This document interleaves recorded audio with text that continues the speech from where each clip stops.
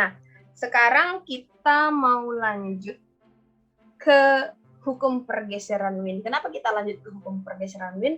Kalau si Stefan Boltzmann menjelaskan berapa besar daya radiasinya, kalau si Planck menjelaskan berapa besar energi radiasinya, nah kalau si Wien ya, ini tokoh selanjutnya nih, si Wien itu nanti menjelaskan berapa besar intensitas radiasi. Nah, intensitas radiasi itu dijelaskan si Wien lah berdasarkan atau sesuai dengan teorinya melalui hukum lah katakannya yang dia udah hukum pergeseran Wien. Nah ini tokoh selanjutnya ya, jadi ini harus kamu hafal-hafal. Nah apa kata si Wien menurut hukum pergeseran Wien? Nah, jadi si Wien ini menjelaskan berapa besar intensitas radiasinya memakai grafik. Nah, grafiknya itu seperti apa, Kak? Nah, sesuai dengan judulnya kan hukum pergeseran Wien. Nah, mana yang bergeser, Kak? Nanti yang bergesernya itu bisa kita lihat di sini. Nah, misalkan contoh seperti itu. Satunya lagi. Nah, oke. Jadi kalau misalnya kita lihat teori atau hukum pergeseran ini, nah di sini ada titik-titik puncak gelombang kan ya kan?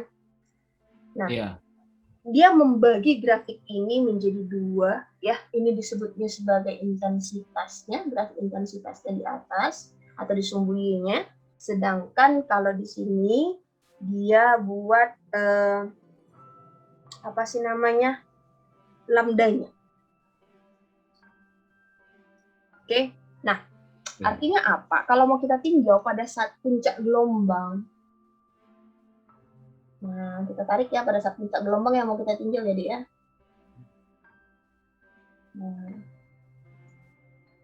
Nah dari dua gelombang yang kakak tuliskan ini, ada nggak kira-kira yang bisa kamu tangkap? Jadi semakin kegeser ke apa ya, gimana ya? Makin besar lambdanya dan semakin besar intensitasnya gitu nggak sih, Kak? Itu gimana maksudnya? Gimana sih, nggak ngerti saya maksudnya. Gini deh, biar supaya kakak buat ya. Kurang bagus tuh. Nah, jadi si Wien ini kan menjelaskan hukum pergeseran ini memakai grafik. Grafik apa, Kak? Grafik hubungan antara intensitas dan lambda.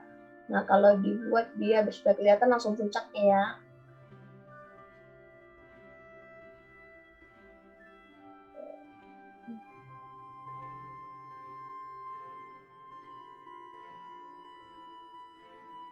Katakanlah seperti itu. Nah, yang kita ambil adalah puncak-puncak gelombang. Di sini aja deh, jadi kita buat ya. Nih, di sini ada 3 gelombang, berarti dari sini aja nih.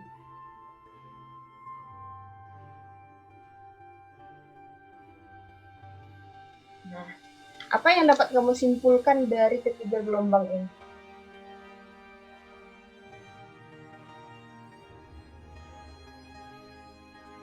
Ini katakanlah misalnya, berarti kalau misalnya ini gelombang 1, ya, dia punya suhu sebesar T1. Ini gelombang 2, dia punya suhu sebesar T2. Ini gelombang 3 punya suhu sebesar T3. Nah, dari sini apa yang dapat kamu simpulkan? Nah, logikanya gini deh. Kalau kamu, katakanlah misalnya, kamu pernah lihat besi yang dipanaskan nggak? Pernah.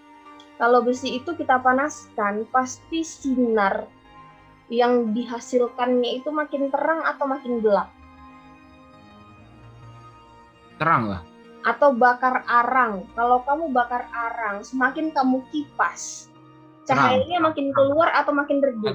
Makin keluar. Makin keluar kan? Artinya gini, semakin tinggi suhu suatu benda, ya, pasti intensitas radiasinya akan semakin besar pula, ya dong? Ya kan? energi yang dipancarkannya akan semakin besar pula. Nah, menurut hukum pergeseran Wien, kata si Wien seperti ini.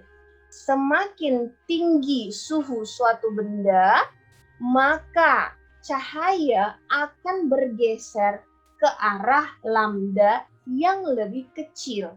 Ini dia. Semakin kita tinggikan suhunya, maka gelombangnya ini akan bergeser ke arah intensitas yang lebih, bukan intensitas, ke arah Lebih tinggi. lambda yang lebih kecil. Nah, ini kan Iya, berarti benar kan kalau semakin itu semakin lambda semakin kecil. Iya. Nah, ini kan sebanding atau misalnya ya sebanding lah, relevan lah dengan pernyataan si Planck tadi kan. Bahwa antara energi sama lambdanya itu berbanding terbalik. Tadi benar terbalik. Nah, intensitas radiasi juga memiliki dampak yang sama terhadap nilai lambdanya. Kalau semakin tinggi suhunya, ya kan? Semakin kecil juga lambdanya. Bener nggak sih, Kak? Apa dia? Enggak dong, semakin besar dong. Kalau intensitasnya gede, lambdanya makin kecil kan? Lambdanya makin kecil. Intensitasnya makin gede kan dia pasti di situ memiliki energi yang makin gede pula. Kalau energi makin gede, berarti di situ lambdanya makin kecil. Bisa? Bisa. Dah. Jadi dikatakan si Wien, lambda yang terjadi pada saat intensitas maksimum, itulah yang kita sebut sebagai lambda maksimum. Ya, nih perlu ditangkap nih. Lambda yang terjadi pada saat intensitas maksimum, itulah yang disebut sebagai lambda maksimum. Gitu dia ya. Jadi intensitas minimum, lambdanya maksimum. Intensitasnya maksimum, lambdanya namanya lambda maksimum. Oh, I see, kebalikan ya, walaupun lambdanya mengecil ya. Namanya saja lambda maksimum. Iya. Kan nilainya itu pasti setiap kali kecil. Ya, maka kalau si Wien bilang, maka besarnya lambda maksimum itu sama dengan berapa nilai B dibagi dengan T-nya. Dari sini kan jelas nih, antara lambdanya sama suhunya berarti berbanding terbalik dong. Intensitas makin tinggi itu dikarenakan suhu juga makin tinggi kan? Iya dong, ya kan? Iya. Tinggi suhu berarti jelas tinggi intensitasnya.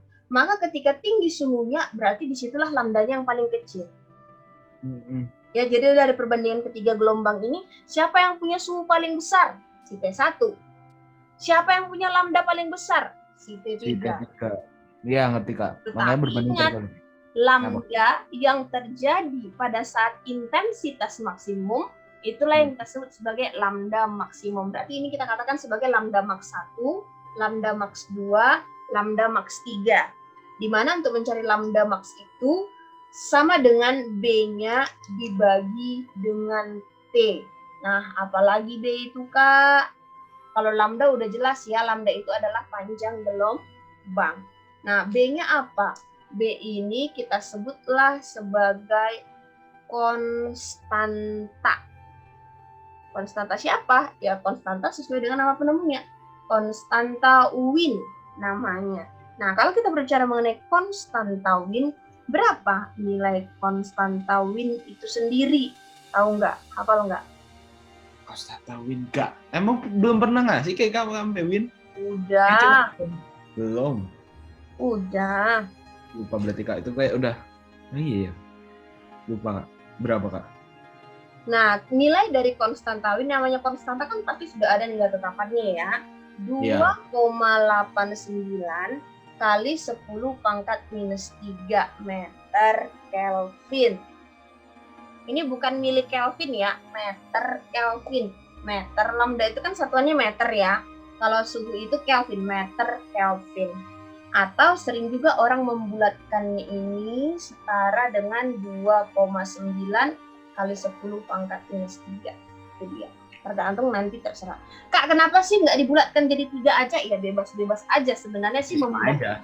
Kalau dalam perhitungan ya langsung kamu bulatkan aja 3 kali 10 pangkat minus 3. Iya kan? Iya. Terkadang sih kalau namanya buat soal sih bagaimana caranya, apalagi soal fisika ya. Gimana sih? Wajar.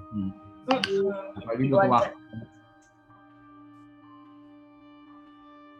Oke, yuk. Nih, boleh kakak hapus? Kak. Oke ya. Jadi yang perlu kamu Kayaknya paham. tadi apa periodenya kak? Apa? Kayak tadi apa sorry? Suhu, temperatur. Oh isi harus Kelvin ya. Oh makanya M kali K ya, K-nya coret ya. Harus Kelvin ya, meter Kelvin. Dari situ datang. Oke?